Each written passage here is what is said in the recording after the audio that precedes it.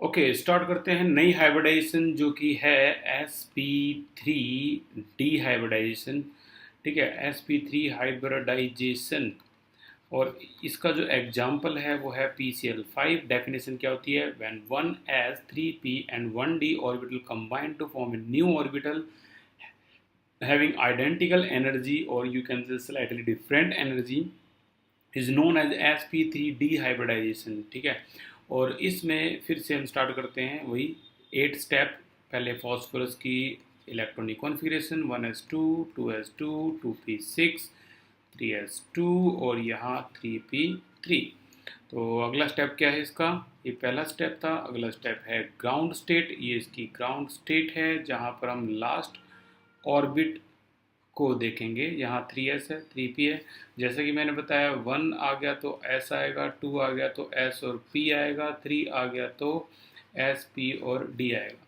तो यहाँ 3d0 ये खाली है, तो ये इसको ले लेंगे। ये 3s है, ये आपका 3p है और ये आपका आ जाएगा 3d जो कि खाली है, 3d orbital.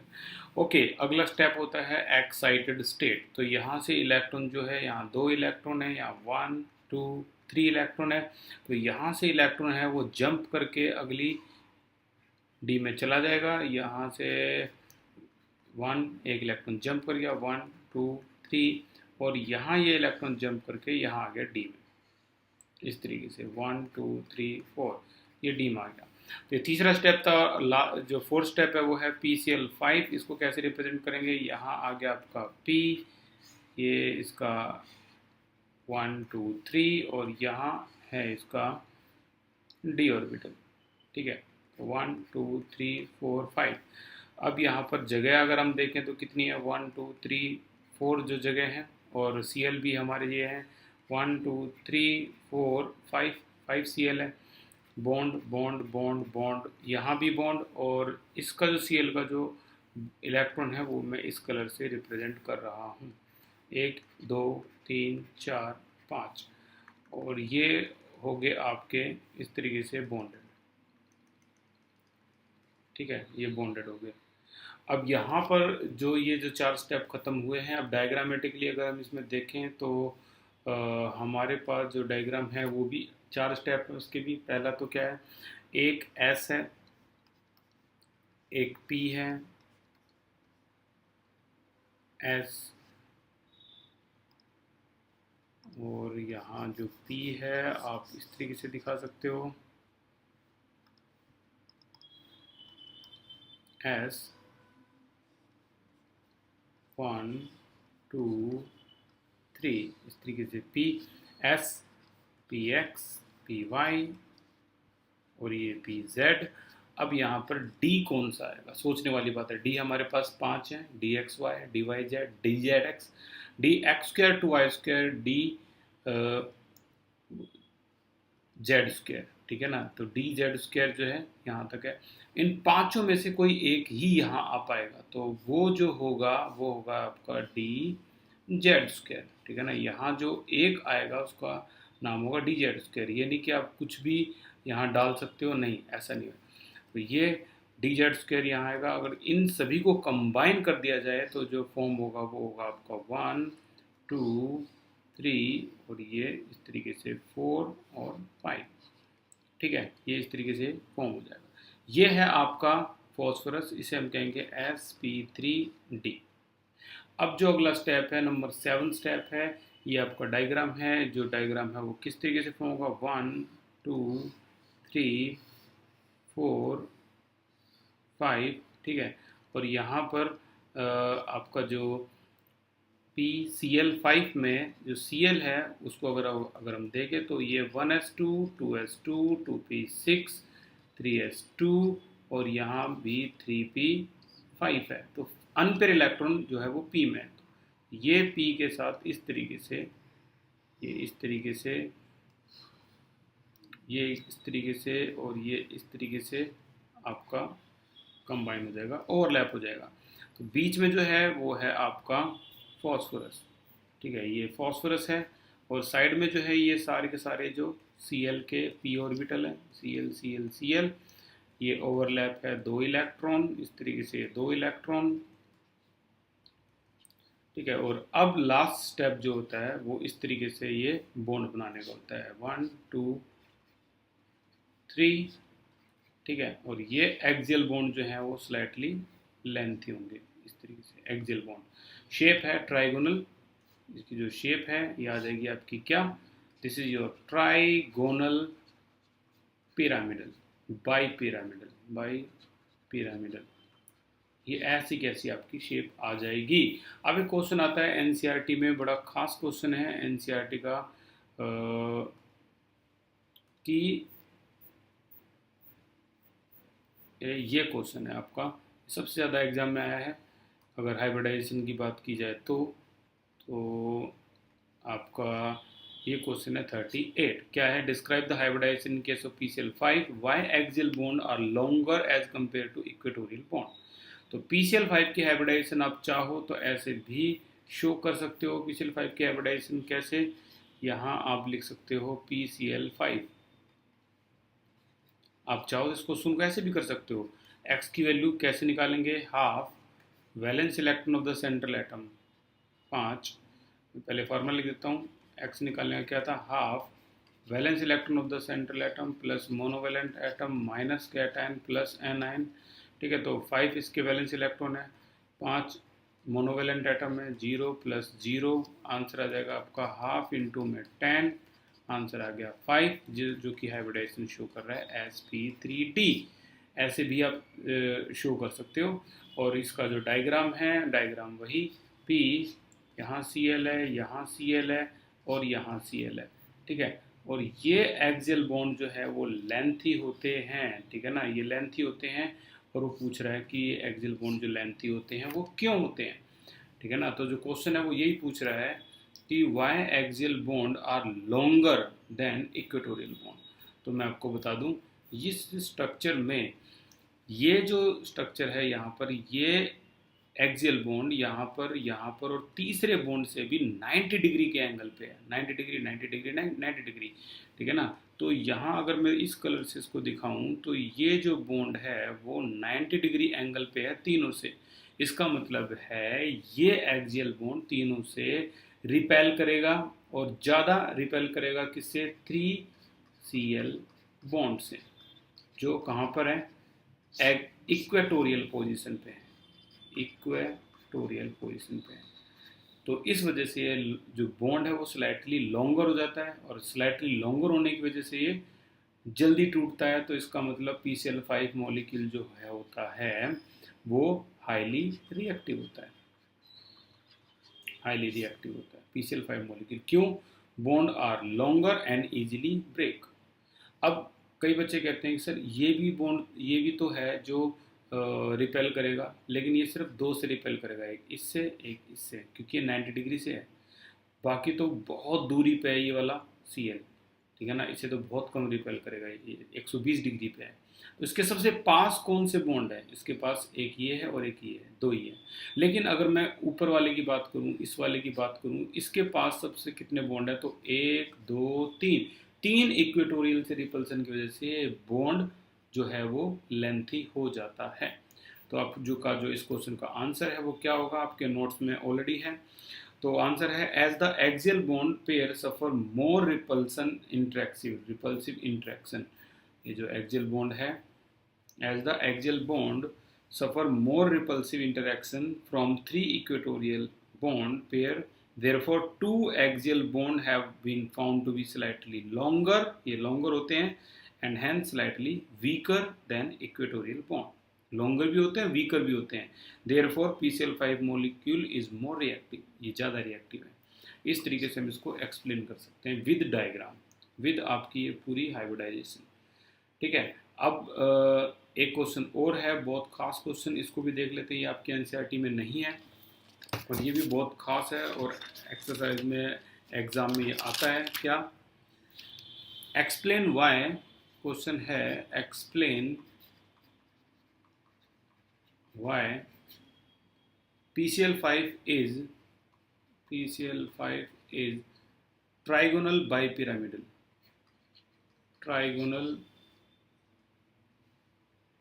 Trigonal bipyramidal, but IF5 is square pyramidal। बहुत खास क्वेश्चन है, बहुत इंपॉर्टेंट क्वेश्चन है, तो मोस्ट इंपॉर्टेंट लगा के ये आपके एनसीईआरटी में नहीं है, ध्यान से देखो क्या है। देखो PCl5 मॉलिक्यूल ट्राइगोनल बाइपिरामिडल, दोनों के लिए एक डायग्राम बनाएंगे। ये आपका PCl5 के लिए है, ये आपका IF5 के लिए है। यहाँ x की वैल्यू निकालेंगे, वही फॉस्फोरस के वैलेंस इलेक्ट्रॉन 5 हैं, इसके वैलेंस इलेक्ट्रॉन कितने 7, 5 35, ये 40 हो गया। 40 को डिवाइड करेंगे किससे 8 से। यहाँ जो हाइब्रिडाइजेशन है वो है इसकी sp3d, लेकिन यहाँ अगर हम देखें तो यहाँ पर आयोडीन के वैलेंस इलेक्ट्रॉन 7 है, 35, 42, 42 टू बी डिवाइडेड बाई 8, 2, तो यहाँ 5 + 1 जो आएंगे वो क्या आएंगे आपके, ऐड कर देंगे तो 6 आएंगे। यहाँ हाइब्रिडाइजेशन जो है sp3d2 है। तो पहला जो डिफरेंस है इनमें वो है हाइब्रिडाइजेशन का, एक ये चीज़ आपको लिखनी है, ठीक है ना। और दूसरी चीज़ आपको जो इसमें लिखनी है बहुत इंपॉर्टेंट, वो क्या है कि इसके डायग्राम को अगर हम देखें PCl5 के, तो 1 2 3 जो कि इसकी अरेंजमेंट है, ये बॉन्ड तो लेंथी होता ही होता है, तो ये आपके 3 Cl इक्वेटोरियल पोजीशन पे आ गए, 3 इक्वेटोरियल, और यहाँ जो Cl जो है ये आपके आगे उनसे एक्सियल पे आ गए, ठीक है। यहाँ कोई लोन पेयर नहीं है। अच्छा, यहाँ अगर मैं बात करूँ IF5 की, तो यहाँ ज्योमेट्री ये है आपकी sp3d2, तो इसकी ज्योमेट्री ऐसी होती है। जगह 6 है, लेकिन एटम अगर देखें हम तो सिर्फ और सिर्फ कितने हैं, 5 ही हैं। तो यहाँ एक जगह लोन पेयर आएगा, तो वो लोन पेयर यहाँ आ गया, ये आपका फ्लोरीन फ्लोरीन फ्लोरीन क्लोरीन और फ्लोरीन। अब इस लोन पेयर की वजह से भी इसकी शेप को हम क्या बोलेंगे, स्क्वायर पिरामिडल। तो दो रीजन है, एक तो इनकी ज्योमेट्री, एक तो इनकी जो हाइब्रिडाइजेशन है वो दोनों अलग है, और एक इसके पास लोन पेयर है बट इसके पास लोन पेयर नहीं है। तो जो इसका प्रॉपर आंसर होगा वो क्या होगा, PCl5 is trigonal bipyramidal since phosphorus has no lone pair. देखो कोई लोन पेयर इस फॉस्फोरस के पास नहीं है, no lone pair of electron in PCl5। 3 bonds are in one plane, ये वन प्लेन में है, तीनों bond 1 2 3 in one plane with bond pair 120 degree, जो कि इक्वेटोरियल बॉन्ड होते हैं। Above and below this plane, इस प्लेन के एक तो ऊपर और एक नीचे, अबाउ एंड बिलो, ये above and below this plane, इस प्लेन के। 2 axial bond are present while these are at 90 degree angle, ठीक है ना। 2 एक्सियल बॉन्ड हैं और जो 90 डिग्री एंगल पर प्रेजेंट है। This type of hybridisation is known as sp3d।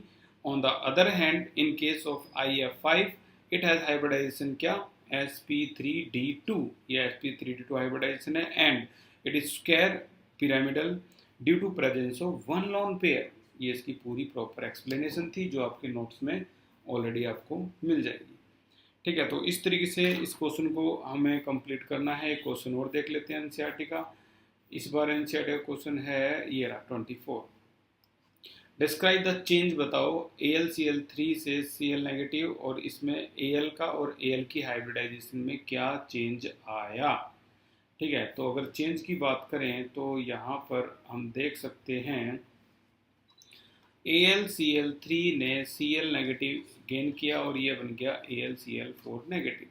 तो करना कुछ ये है इसमें, इस क्वेश्चन में फिर से पार्टीशन कर दो, यहाँ AlCl3 है, यहाँ आपका AlCl4 नेगेटिव है। यहाँ अगर हम देखें ध्यान से तो x की वैल्यू अगर निकालें, यहाँ एल्यूमिनियम की वैलेंस इलेक्ट्रॉन है 3, 7 3 जा 21, 24 को अगर हम डिवाइड करें 8 से, तो ये आ गया आपका x की वैल्यू 3। तो हाइब्रिडाइजेशन क्या होगा, sp2, ठीक है। यहाँ हाइब्रिडाइजेशन चेक करते हैं, एल्यूमिनियम वही +3, 7 4 जा और एक इलेक्ट्रॉन गेन कर लिया, तो 32 is to be divide by 8, तो हमारा जो आंसर आया वो आ गया 4, जिसकी हाइब्रिडाइजेशन है sp3। तो क्वेश्चन में कहा गया है कि एल्यूमिनियम की हाइब्रिडाइजेशन में क्या बदलाव आया, तो हम कहेंगे hybridisation change from sp2 to sp3, इसमें वो चेंज हो गई, हम ये बोलेंगे। ठीक है, तो इस तरह से हाइब्रिडाइजेशन इसकी जो है वो कन्वर्ट हो चुकी है। अगर और आगे अगर हम चले तो हमारा एक लास्ट हाइब्रिडाइजेशन बचती है, और वो है हमारी हाइब्रिडाइजेशन कौन सी, लास्ट है नंबर 5 पे। नंबर 5 है आपकी sp3d2 हाइब्रिडाइजेशन। फिर से डेफिनेशन क्या है, when 1s3p2d orbital combine to form a new orbital having identical energy, ठीक है, this is called sp3d2 hybridisation. ठीक है, और इसके अंदर अगर हम देखें तो एक केस है, एग्जांपल है क्या, sf6। यहाँ सल्फर का वही स्टेप स्टार्ट करते हैं, 1s2 2s2 2p6 3s2 3p4। यहाँ इसकी ग्राउंड स्टेट देखेंगे हम, ग्राउंड स्टेट में क्या है, देखो 3 आने का मतलब है 3d भी है, वो मतलब उसमें 0 है, ये इसकी ग्राउंड स्टेट है इस तरीके से। और यहाँ इलेक्ट्रॉन फिलअप करेंगे तो यार 2, यहाँ 1 2 3 4, हंड्स रूल के हिसाब से हमने ये फिलअप कर दिए। No pairing take place until all the orbitals are completely half filled. Excited state की बात करें तो अब इलेक्ट्रॉन जंप करेंगे, तो यहाँ ये इलेक्ट्रॉन आपके अगर जंप कर जाएं इस तरीके से, दोनों इलेक्ट्रॉन जंप कर जाएं तो 1 2 3 4 5 6। अब आप देख सकते हो यहाँ पर एक S 3p और 2d, इसी को कहते हैं sp3d2। ठीक है, और चौथा जो स्टेप है वो है आपका sf6 का। यहाँ पर पूरे में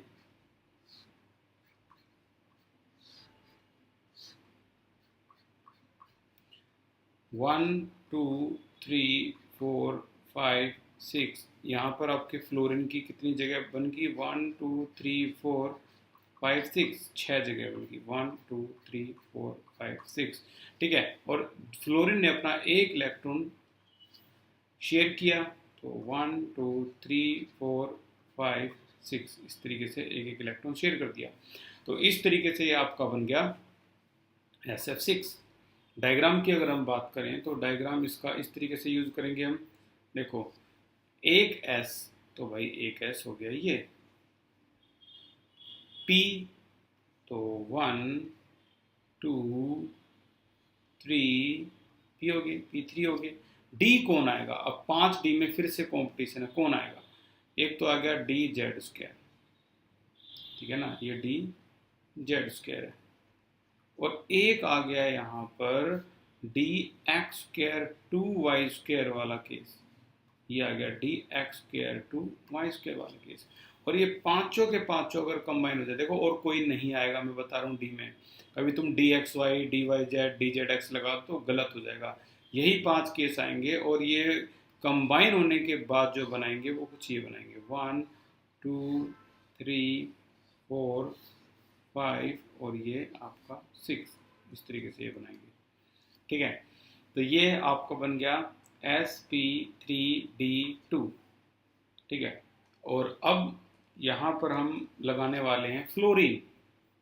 तो फ्लोरीन जैसे हम लगाएंगे तो देखो ये तो था आपका 1 2 3 4 5 6, और अगर जो फ्लोरीन को हम लगाएं तो फ्लोरीन जो होता है वो कैसा होता है, 1s2 2s2 2p5, यहाँ भी p में अनपेयर इलेक्ट्रॉन है तो इसका भी p ही आएगा, और ये आपका ओवरलैप हो गया, इसका अनपेयर इलेक्ट्रॉन भी p वाला होगा।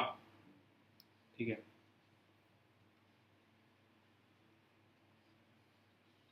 ओके, तो ये बीच में सल्फर है और ये आपके 6 क्या हैं, फ्लोरीन का अनपेयर इलेक्ट्रॉन ऐसे दिखाया गया है। ये आपके 2 इलेक्ट्रॉन है, यहाँ भी 2 इलेक्ट्रॉन है, यहाँ भी 2 इलेक्ट्रॉन है, ये सभी सभी 2 इलेक्ट्रॉन 2 इलेक्ट्रॉन। और अब इसको बीच वाले को सल्फर को ऐसे लिखना है और बाकी फ्लोरीन को हम इस तरीके से बॉन्डेड फॉर्म में बना सकते हैं। ये हमारे फ्लोरीन है, फ्लोरीन है, फ्लोरीन है, fluorine, fluorine, fluorine, and the shape is square bipyramidal या फिर ऑक्टाहेड्रल, स्क्वायर बाइपिरामिडल। ठीक है, इसे ऑक्टाहेड्रल भी बोल सकते हैं। तो इस तरह से ये रिप्रेजेंट होता है कि हम इसको कैसे रिप्रेजेंट करेंगे आपके इस स्ट्रक्चर को।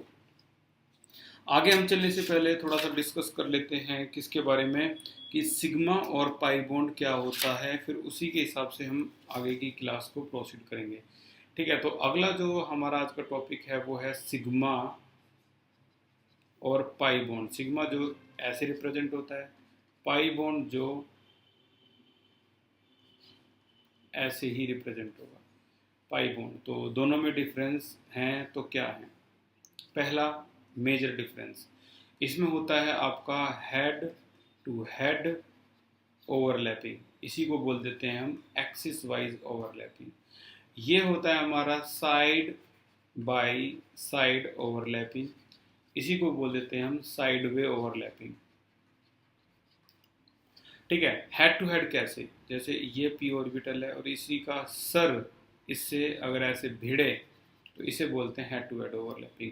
और आप एक बात नोटिस करोगे कि यहाँ ओवरलैपिंग जो हो रही है वो ज़्यादा अमाउंट में हो रही है यहाँ, लेकिन जो ओवरलैपिंग होगी वो ज़्यादा अमाउंट में नहीं होगी। ये देखो, ये साइड बाई साइड ओवरलैपिंग होती है, इस तरीके से हल्का सा टच होता है, ठीक है ना। तो यहाँ ओवरलैपिंग जो होती है वो ज़्यादा नहीं होती है, साइड बाई ओवरलैपिंग होती है, इसमें सिग्मा बॉन्ड बनते हैं। दूसरे को अगर हम ध्यान से देखें तो दूसरा है ओवरलैपिंग इज क्वाइट लार्ज। यहाँ जो ओवरलैपिंग है वो क्वाइट लार्ज है, देख पा रहे हो आप, ये लार्ज ओवरलैपिंग है। लेकिन यहाँ जो ओवरलैपिंग होती है वो क्या होती है? Quite small, small. और ये देखो, यहाँ जो ओवरलैपिंग दिखा रखी है वो बिल्कुल थोड़ी सी ओवरलैपिंग यहाँ होती है। Overlapping is quite small, quite large. Large होने की वजह से sigma bond is a strong bond और pi bond is a weak bond. ठीक है, अगला अगर आप डिफरेंस देखें नंबर 3, तो थर्ड डिफरेंस में हमें दिखाया गया है कि सिग्मा बॉन्ड जो है वो किस किस से फॉर्म होता है। Sigma bond is formed by S S overlapping, S P overlapping, P P overlapping. ठीक है ना, हर किसी में देखिए, ये एस है, ये एस है, ये एस है, ये पी है, ये सर से सर इनके टकरा रहे हैं, ये पी है और ये पी है। बट जो पाई बॉन्ड है वो सिर्फ पी पी ओवरलैपिंग से ही फॉर्म होता है, यानी एक ये है और एक ये है, पी वाई या फिर पी जेड ये भी हो सकता है। ठीक है, साइड वाइज ओवरलैपिंग होती है, तो ये सिर्फ और सिर्फ कहाँ मिलता है? पीपी में। तो डिफरेंस क्या हो गया? Sigma bond is formed by overlapping of S S, S P and PP, but pi bond is formed by overlapping between PP orbital. इस तरीके से। अगले डिफरेंस की अगर हम बात करें तो नंबर 4 पे है डिफरेंस, नंबर 4 पे है electron cloud of sigma bond is symmetrical. इसका जो इलेक्ट्रॉन क्लाउड है वो सिमेट्रिकल होगा और इसका इलेक्ट्रॉन क्लाउड जो होगा वो अनसिमेट्रिकल होगा, अनसिमेट्रिकल। ठीक है ना। अब इसमें इलेक्ट्रॉन क्लाउड सिमेट्रिकल कैसे होगा भाई? ये देखो, यहाँ का और यहाँ का इलेक्ट्रॉन, दोनों का इलेक्ट्रॉन अगर आप देखोगे तो यहाँ एक इलेक्ट्रॉन यहाँ है, एक इलेक्ट्रॉन यहाँ है। अब साइड बाई साइड ओवरलैपिंग में आप कैसे बता सकते हो कि एक इलेक्ट्रॉन कहाँ था, एक इलेक्ट्रॉन कहाँ था? एक हो सकता है यहाँ हो, एक हो सकता है यहाँ हो। ठीक है ना, तो ये दो ओवरलैपिंग की जगह है। इलेक्ट्रॉन कौन कौन से? यहाँ तो एक ही इलेक्ट्रॉन है, यहाँ एक ही इलेक्ट्रॉन है, तो ये अनसिमेट्रिकल माना जाता है। फिफ्थ पोजीशन अगर आप देखोगे तो यहाँ है free rotation around sigma bond is possible, free rotation is possible. लेकिन यहाँ free rotation is not possible. Free rotation क्या होती है? अगर आप इसमें से मान लो इसको पकड़ के इसको अच्छी तरह होल्ड करोगे और इसको रोटेट करोगे तो ये रोटेशन हो सकता है, बट यहाँ अगर आप देखो इसको होल्ड करोगे और इसको रोटेट करोगे तो ये रोटेट नहीं होगा। तो यहाँ फ्री रोटेशन पॉसिबल नहीं है, यहाँ फ्री रोटेशन जो है वो पॉसिबल है। ठीक है, तो ये होता है आपका सिग्मा पाई। और आपने जितने भी स्ट्रक्चर इसमें पढ़े हैं आप सभी में देखोगे हमने जो भी डिस्कस किए हैं वह सब सिग्मा बॉन्ड है। देखो ये सिग्मा बॉन्ड है, क्यों? Head to head overlapping, sigma sigma sigma sigma, ये सभी हेड टू हेड ओवरलैपिंग है। ये जितने भी सिग्मा बॉन्ड है हेड टू हेड ओवरलैपिंग, ये सिग्मा बॉन्ड है, सब हेड टू हेड ओवरलैपिंग का मतलब है सभी सिग्मा। और आपने 9th-10th में पढ़ा है सिंगल बॉन्ड का मतलब सिग्मा होता है और डबल बॉन्ड का मतलब पाई होता है। जैसे ऑक्सीजन ऑक्सीजन में एक सिग्मा एक पाई, जैसे कार्बन कार्बन में एक सिग्मा एक पाई। डबल बॉन्ड या ट्रिपल बॉन्ड में जो होगा आपका क्या, वो पाई होगा, यहाँ बीच वाला सिग्मा और ऊपर वाले दोनों पाई। सिंगल बॉन्ड हमेशा किसको रिप्रेजेंट करेगा, आपका सिग्मा को रिप्रेजेंट करेगा। ठीक है और आगे चलते हैं। ये क्वेश्चन एनसीईआरटी का है और ये इस तरह से क्वेश्चन पूछे जाते हैं एनसीईआरटी के।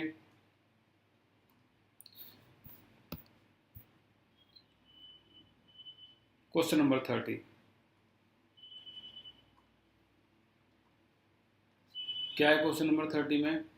क्वेश्चन नंबर 30 में ये पूछा गया है कि बताओ हाइब्रिड ऑर्बिटल कौन कौन से हैं। हाइब्रिड ऑर्बिटल बताओ कार्बन के। कैसे करेंगे इन क्वेश्चन को? देखो 3 क्वेश्चन मैं करवा रहा हूँ, 3 क्वेश्चन आपको करने हैं इसके। पहला क्वेश्चन CH3 C, यहाँ इसको ओपन कर लेते हैं, CH3, ये भी CH3 है। तो सिंगल बॉन्ड में sigma bond, sigma sigma sigma sigma sigma sigma. तो यहाँ अगर कार्बन को देखो तो एक कार्बन पर कितने सिग्मा है? 1 2 3 4। 4 सिग्मा का मतलब होता है sp3। यहाँ कितने सिग्मा है? 4 sp3। ठीक है ना। इसी तरीके से अगर एक केस और अगर हम देखें तो वो है CH3CH डबल बॉन्ड CH2। इसको भी ओपन करके देखो, C1 2 3 C1 double bond C1 तो H H H H, यहाँ भी H H H। तो कितने? 1 2 3 4 सिग्मा। यहाँ पर ये है sp3। 1 2, सॉरी ये तो 5 बॉन्ड हो गए, ये पॉसिबल नहीं है। CH है, यहाँ से देखो CH है, 1 2 3 सिग्मा तो sp2। 3 का मतलब sp2। ये पाई बॉन्ड है, इसको तो लेंगे नहीं हाइब्रिडाइजेशन में, कभी भी नहीं लेते। आज हमने जितने भी हाइब्रिडाइजेशन के स्ट्रक्चर पढ़े कहीं भी डबल बॉन्ड नहीं था। ठीक है ना। तो यहाँ देखो सिग्मा सिग्मा, तो सिग्मा ही हाइब्रिडाइजेशन बताते हैं। क्या हाइब्रिडाइजेशन है यहाँ पर?